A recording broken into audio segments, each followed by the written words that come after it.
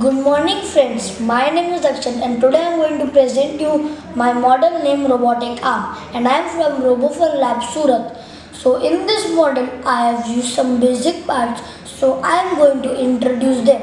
This is an air pressure, this is an air tank, this is a memometer, this is a switch. So as you can see, when I press over here air, so the air is filled in the air tank and you can see my thermometer how much air is getting filled.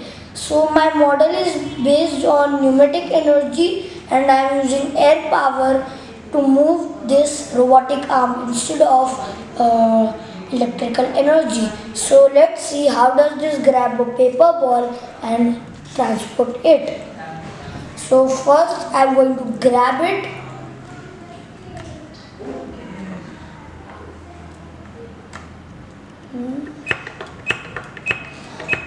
First when we fill air, so it will grab the paper ball, then it will go up, go on the left side, then again come down and leave the paper ball and go back. Thank you.